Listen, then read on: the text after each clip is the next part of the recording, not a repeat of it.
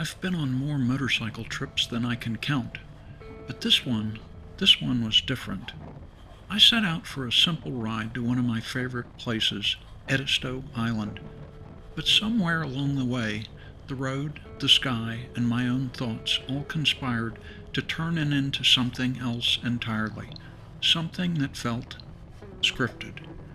Join me on this journey to this beautiful place.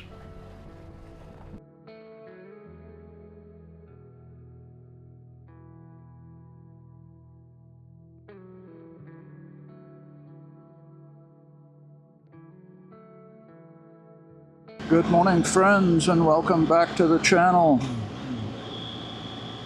So it is mid-September here in Charleston, South Carolina, and back on the bike. And I'm not sure when I'll be publishing this episode, just because I've got a few other episodes that are backed up, queued up, ready to go. So it may be a couple of weeks before I get this published. But at any rate, I just wanted to get out on the bike and get the fluids circulating and get a little bit of fresh air. So that's the plan for today. I'm heading to a place that I really like to go. I've been there several times, and I've recorded some episodes previously of heading out there, and it's one of my favorite places, Edisto Island. It's about an hour away, taking the back roads, no rush. Edisto isn't really the kind of place that you stumble upon. You don't go through it to get to somewhere. You have to be intentional about going there. You have to go to Edisto Island on purpose, or not at all. And that's really what makes it different.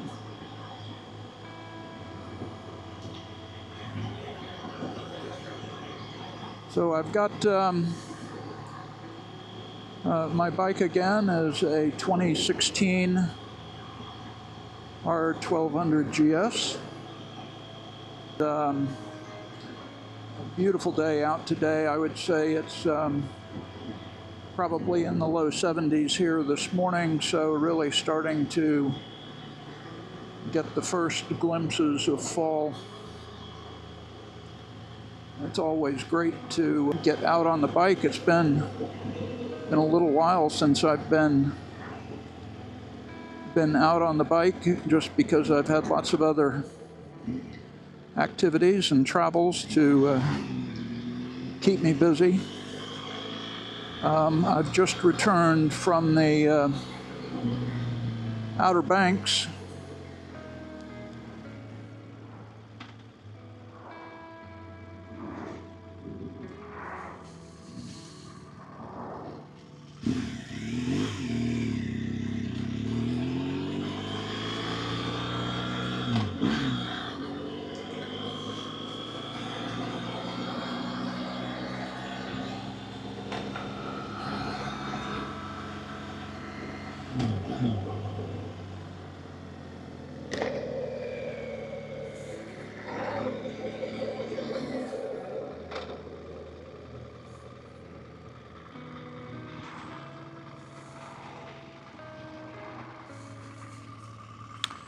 So I just returned from the Outer Banks, was there for roughly a week and a half.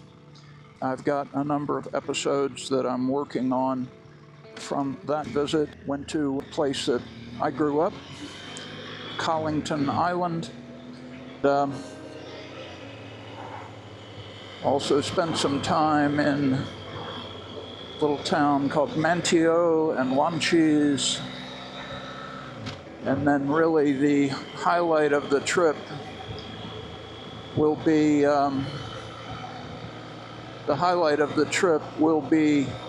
my visit to the town of Ocracoke. You can only get there by ferry, either coming from the south, from Hatteras, or from the north, from Cedar Island. I actually took both of those ferries while I was there.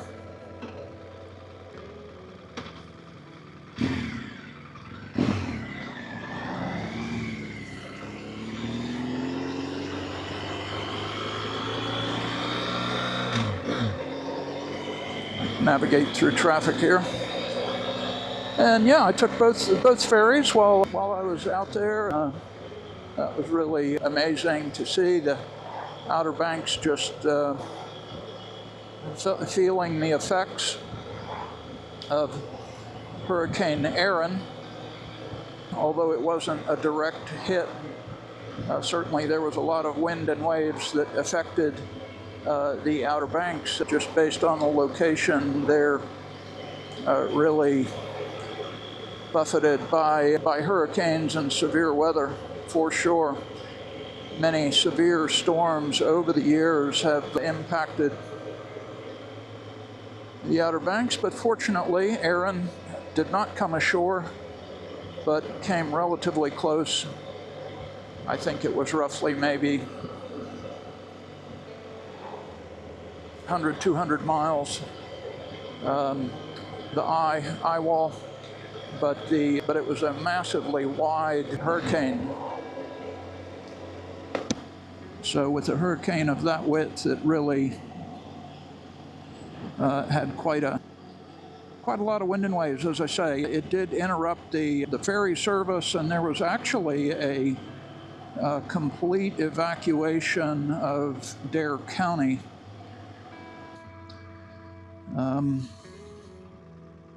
I want to say their evacuation was in place for roughly a week or so, but by the time I was ready to head south down to Ocracoke, that had all cleared. Just maybe another tie-in to the bike, and I did a big loop on my motorcycle back in 2018, so 7 years ago. Actually almost to the day, but 7 years ago, I went, took the Blue Ridge Parkway going north, took the majority of the Blue Ridge Parkway north, then made my way to the Outer Banks, and came south, actually pretty close to the route that I took this time.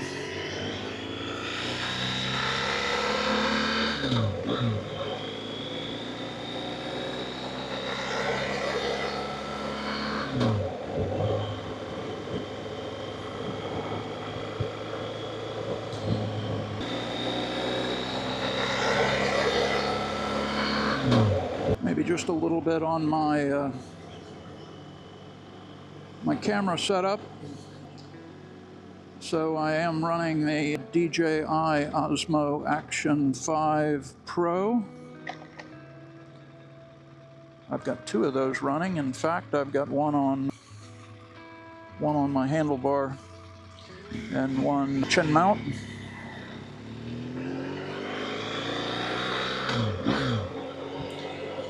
If you're interested in any of my camera settings, please drop me a note in the comments below, and I'd be glad to respond to that. I'm also using the DJI Mic 2. I've got that mounted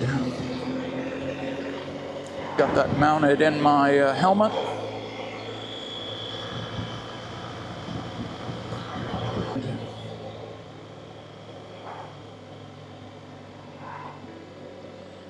The mic is actually connected to the camera that is on my handlebar. I think you can see that. I've got it on a GoPro clamp mount, a grip.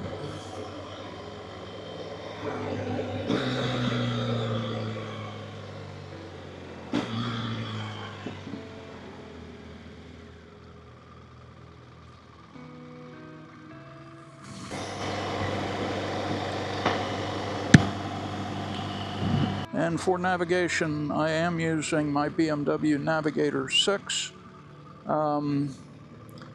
This is made by Garmin, but it is basically adopted to the BMW ecosystem.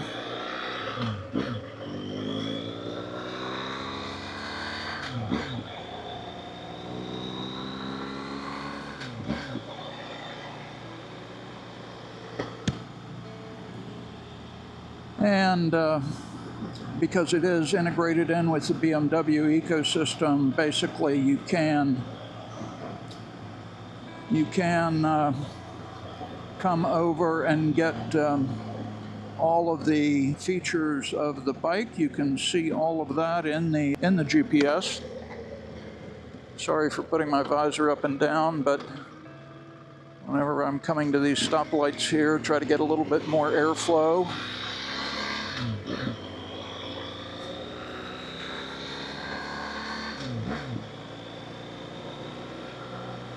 But when I'm riding, try to keep it down to keep the wind noise at bay here a little bit.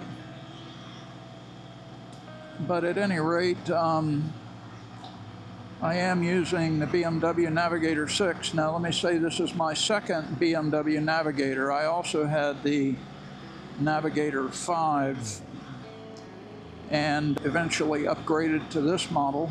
They are not cheap, and let me just say I've had a lot of problems with, and I've checked on some of the BMW forums, and it seems like it's a common issue, but there is something known as ghosting, where it's almost like the Jeep has a mind of its own. The screen just starts cycling through, and the screen is not responsive to touch. And I know it's a common problem. I've read where a lot of people have had that, and they've gone in for gotten them replaced. And at the end of the day, I think there's better solutions out there. So I am in the process of looking for a new unit to replace this. Most of the units these days actually have CarPlay integrated on them.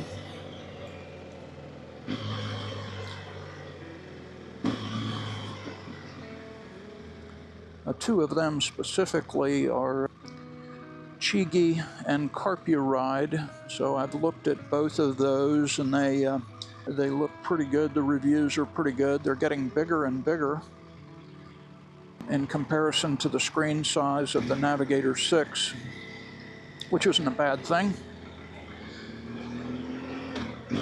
But basically it's a Moto CarPlay device, very similar to navigation in the car. So that's not a bad thing either. I think that some of the navigation apps that are out there for the iPhone, I use an iPhone, are pretty good. I use primarily Google Maps and Waze. And Google Maps, I really like the map detail that it has. And Waze, I really like the social media integration with traffic delays or police reports or whatever it might be. So all of that is pretty good. And as I understand, there's also a lot of functions from the bike that are also available on the device. And if I just flip through, this is one of the primary screens that I use. Specifically, I think if I use my scroll wheel here, there I can get a little better look at it, but front tire 35.4. I typically run 36 PSI, and rear I run 42 PSI, so I'm just slightly off of that. So those look good. Those look fine. Actually checked them yesterday and topped the tires off, so So those were in pretty good. But tire pressure is one of the most critical things on a motorcycle to check and maintain. And I'm running the Michelin Anarchy Wild. They have a little bit of a lug design, tread design.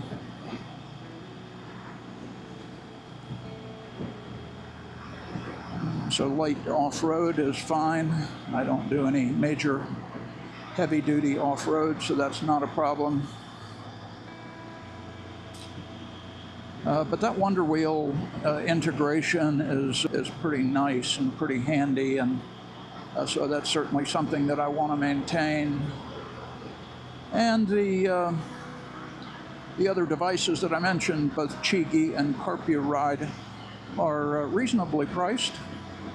Certainly much more reasonable than the Garmin Navigators. And I think those devices are, from what I've seen, are very reasonably priced. So anyway, we've got about 7 miles to our next turn, and put on cruise control here.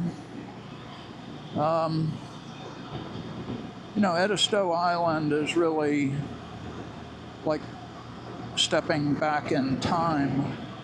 It kind of reminds me to some extent of the Outer Banks back in the old days in terms of the number of houses and the development and everything. There's, I think there's only one grocery store and I believe just one gas station. So really not too much development on the island, but it really feels like stepping back in time. And you know, the air in Edisto, it smells like salt and humidity. So I've been to Edisto many times over the years. Edisto really hasn't changed over the years, and that's one thing I really like about it. It remains constant. It's that one constant thing that you can come back to see how you've shifted over the years.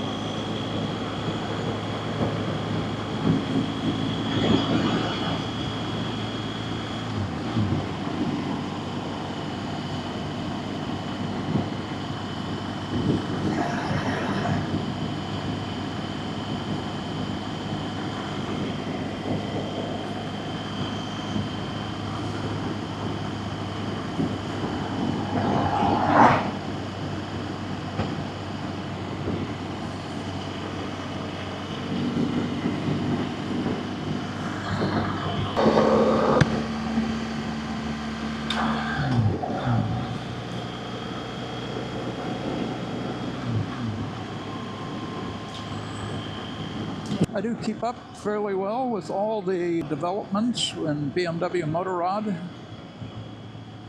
and all of the new bikes, new models, everything that's coming out. Matter of fact, just watched an episode this morning of some YouTubers that have a R1300GS. Kind of funny, they've given the bike the name Rhino. I think that's appropriate given the mass and the bulk of the bike. And I've thought about from time to time upgrading. I've also thought about downsizing. And at the end of the day, really pretty happy with this bike and the way it performs and size. And as long as I don't do anything too aggressive off-road, I can handle it pretty well. But it can be a little bit of a beast off-road.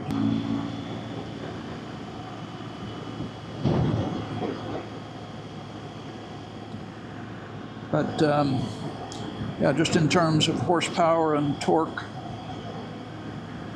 pretty happy with the performance of the bike overall.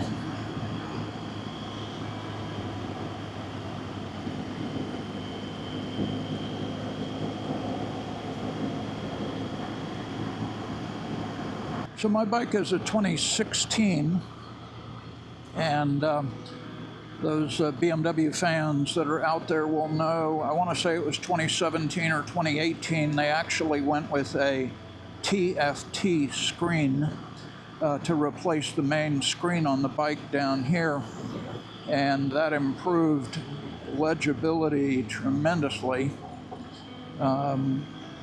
Compared to the screen that I have, it's really limited functionality. I mean, old school analog speedometer, tachometer, and then the rest of it's digital. So that's the other advantage of going with one of those other units, either the Carpuride or the Geechi, is that a lot of the functions of the bike then are on the screen.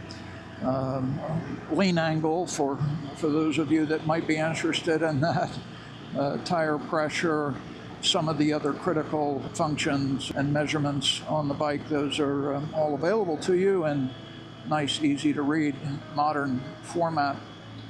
And so that's another advantage for me while I'm looking at it.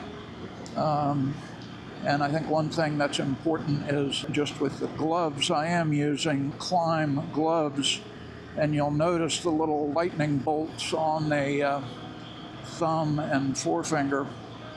And basically that gives you touch capability with your gloves, otherwise that's not going to work, to be able to use the touch screen functionality of the bike.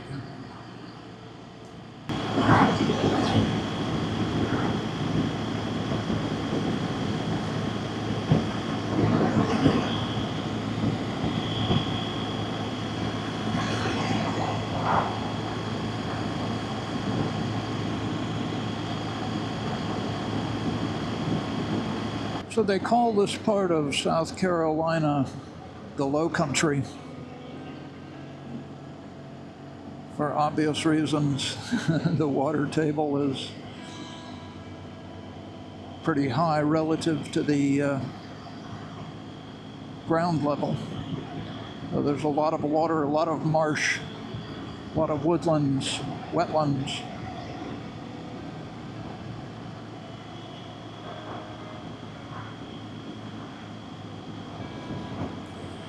And you end up with beautiful sights like this with all the Spanish moss. It's just fantastic. Look at that.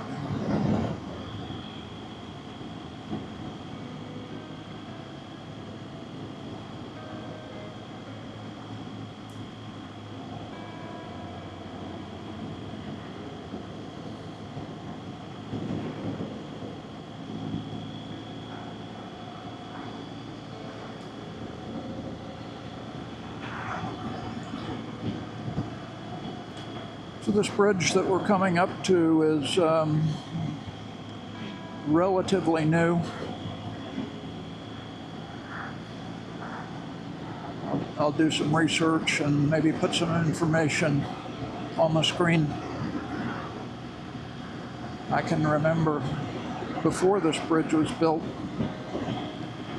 it was always a critical situation if they had to evacuate, and just being able to handle the volume of traffic based on the water levels and the tides and everything. So we are at pretty much low tide right now.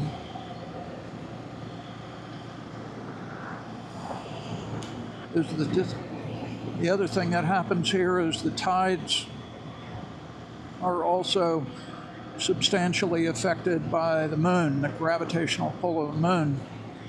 And there's a phenomenon known as a king tide, K-I-N-G tide, that causes extraordinary high tides. And if you have a high tide, a king tide, and storm surge, that can really cause some devastating effects. There's our first Edisto Island sign.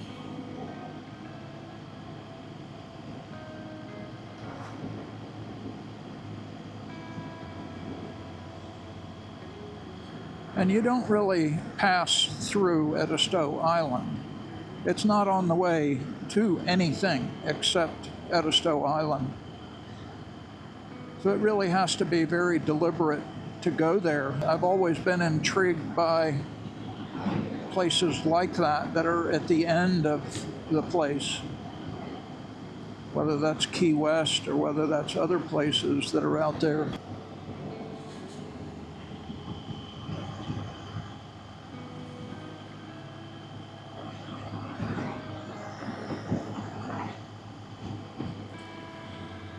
This is a well-known place here, the Marsh Hen Grit Factory. Another view of these beautiful trees and the Spanish moss. But the Marsh Hen grits used to be called Geechi boy grits. And I guess they figured out that that name wasn't politically correct in some way or another and changed it. And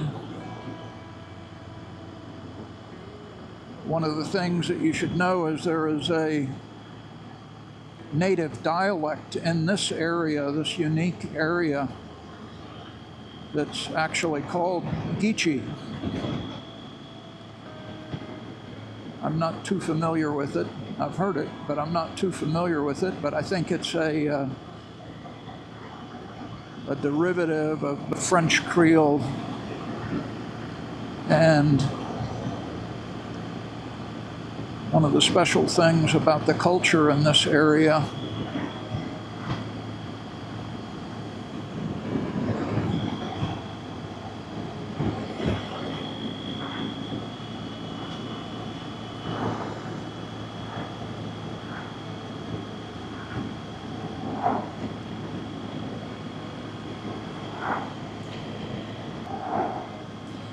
it's this view that we're seeing right now with these oaks and the Spanish moss that really is something special.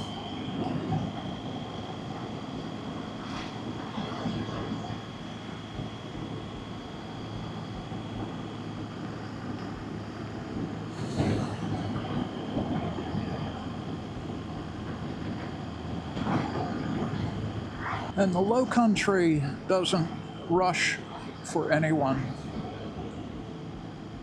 It waits for you, or it leaves you behind.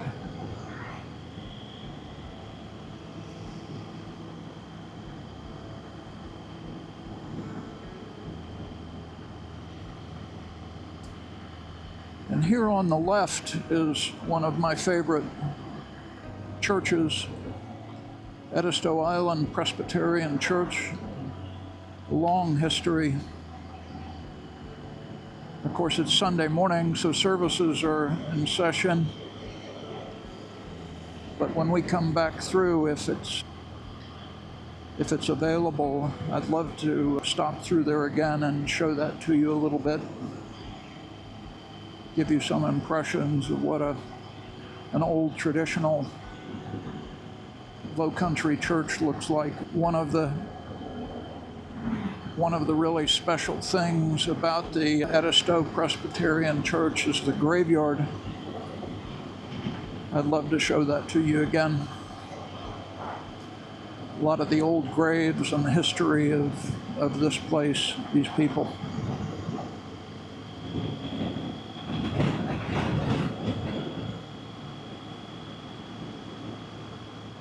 So we're on the way to Edisto, and I decided to stop here on Botany Bay Road, and I want to get the drone up in the air and take a look around, give you some impressions of what that looks like. This is a little bit of a monument of sorts that's been here years and years. Gets decorated mysteriously. And then here we really see the marsh and the Lowcountry. And this is on the way to Botany Bay Plantation, which is down the road, where we'll go in a minute. But I really want to get the drone up. We'll take a look around and just look at all these trees over here, so interesting. And then we'll fly out over the marsh. We do have some obstacles around. We do have some power lines here that we've got to be careful about. My drone's situated here right next to this beautiful tree. And let's get the drone up in the air and see what this is all about here.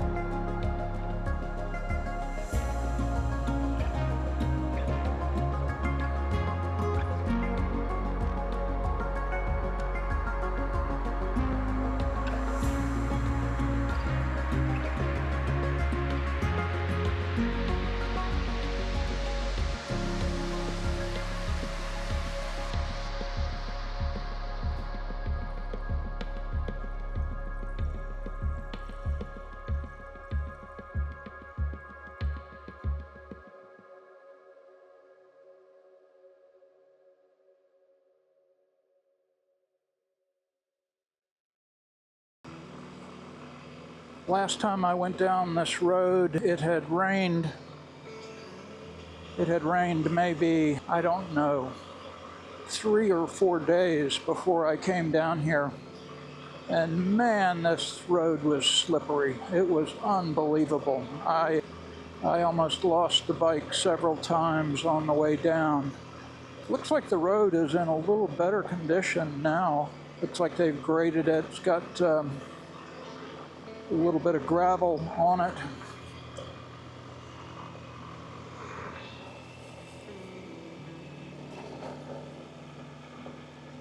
But this is one of my favorite roads, just in terms of the low country atmosphere, and you can see these beautiful trees and Spanish moss.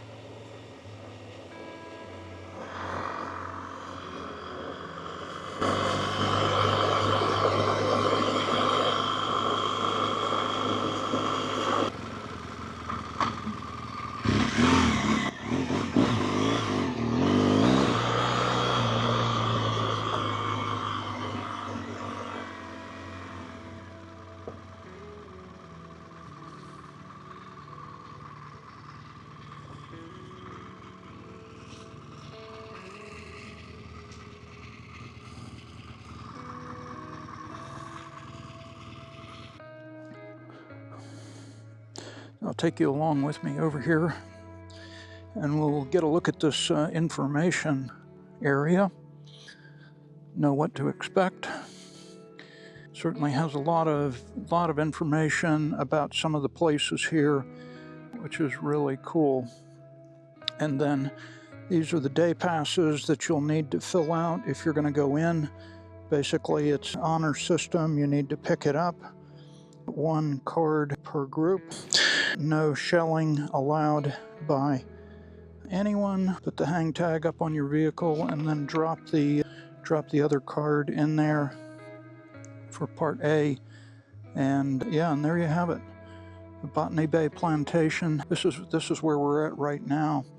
And this trail right here is really cool. It goes out to an area in this beach. There's a lot of old trees, like skeletons, that are in the water. Not as many as there used to be, but it's a pretty cool area. And then the other thing you can do is basically take this loop all the way around. So if you're down in this area, I'd highly recommend that.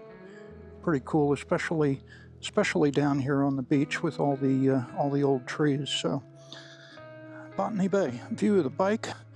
I don't guess I've given you really a good shot of the bike here yet, but there we go. I'm just using today my top case. I left my side cases back at the house. Didn't really need them, and then I've got all my camera gear basically loaded up in there. And bike's relatively stock. I do have the Touratech engine guards on there.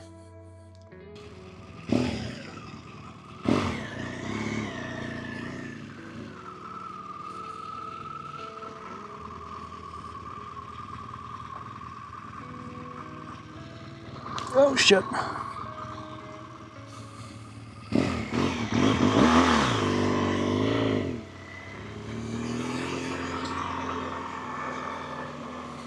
Almost dropped it.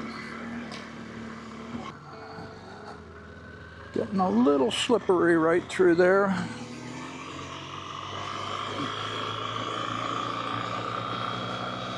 Almost dropped the bike back there. I guess that guy was looking to turn in, and there were some folks stopped there in front of him. I almost committed one of the fatal sins. That's grabbing too much front brake with your handlebar turned. That's a recipe for dropping the bike for sure. But anyway.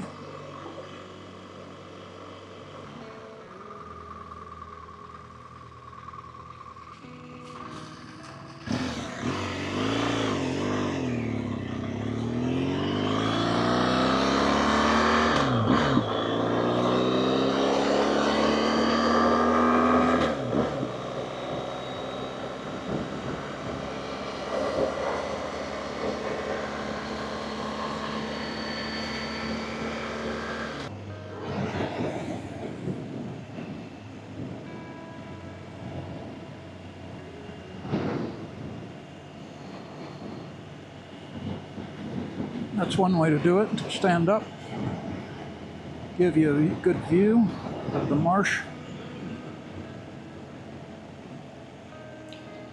Coming up to Edisto Beach here.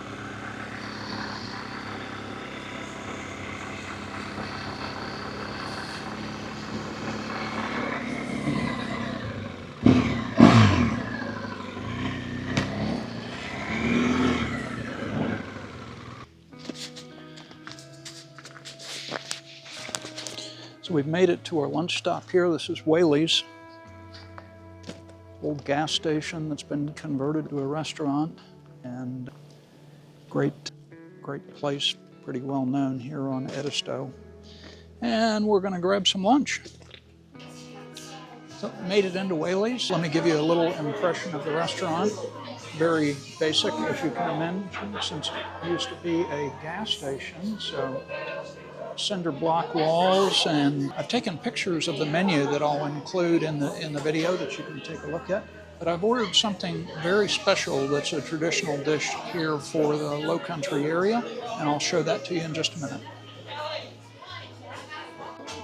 Okay, so we have the appetizers come out, and this is crab bisque. Give you a look at that. Oh my God! From the first And try a bite. Very good, very good. Got bits of decided crab. Looks like potatoes and carrots, and looks like quite a bit of crab in there, and potatoes and carrots. Very good. So that crab bisque was really good. And now time for the main course. Here it is. Crab cake with a remoulade sauce and a little bit of lemon. It looks really good.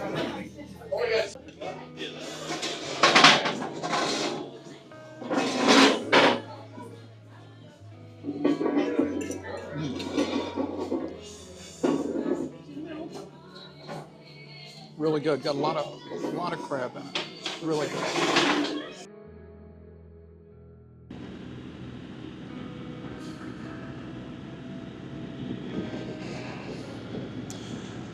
Well, friends, I hope you've enjoyed this bike ride today.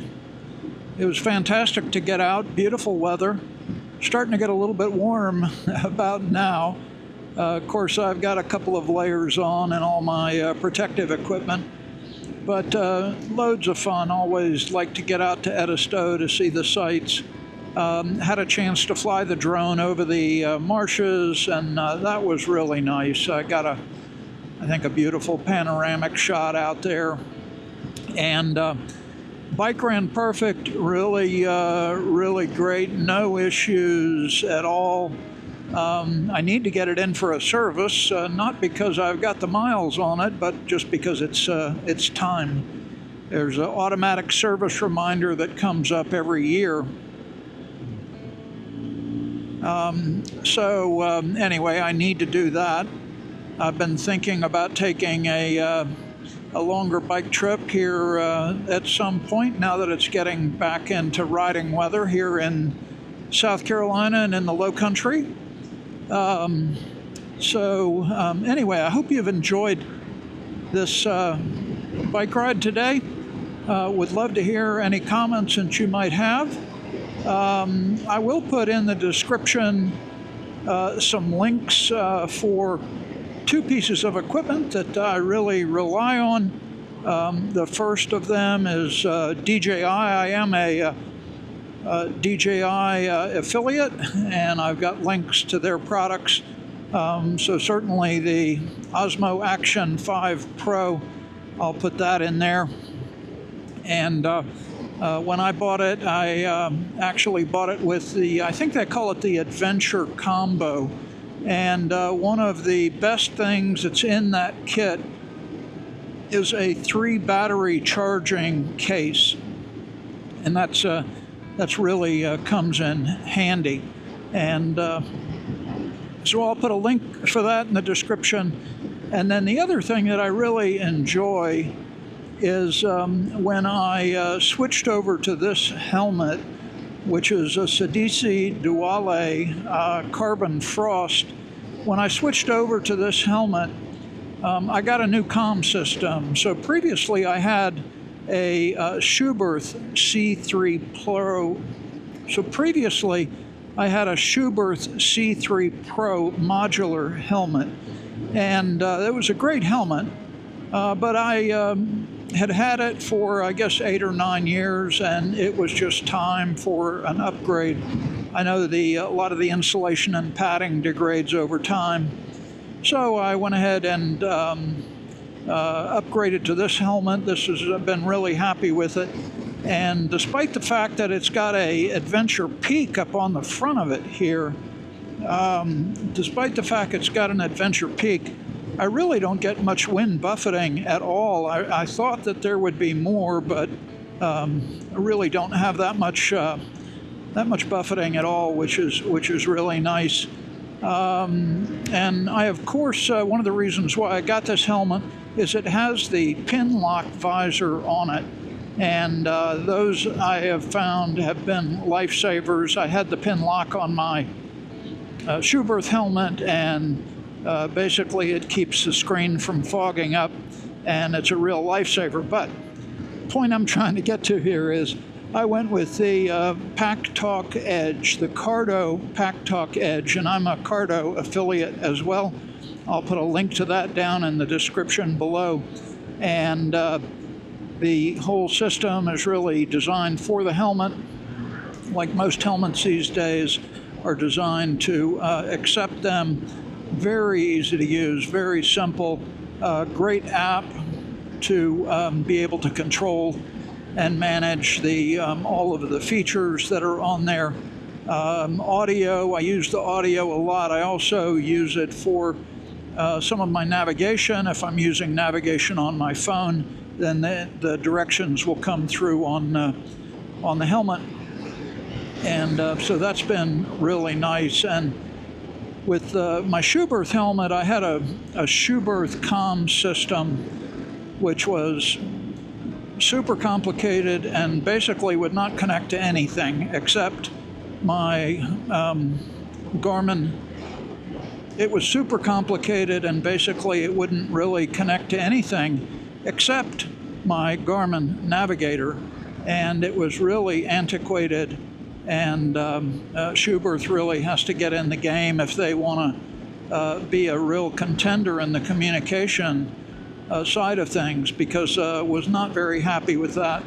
And so that was also one of my motivations behind getting this helmet, was so that it would be compatible with that. So I'll put links to both of those things, both the DJI Osmo Action 5 Pro and also the Cardo systems in there, so that you can take a look at those. So that's about it. I'd love any comments or feedback. I know I'm all over the place with travel videos, diving videos, motorcycle videos, but remember that I do have playlists that really focus on each of those genres or niches that you can use. So I hope you enjoy the video. Take care and talk soon.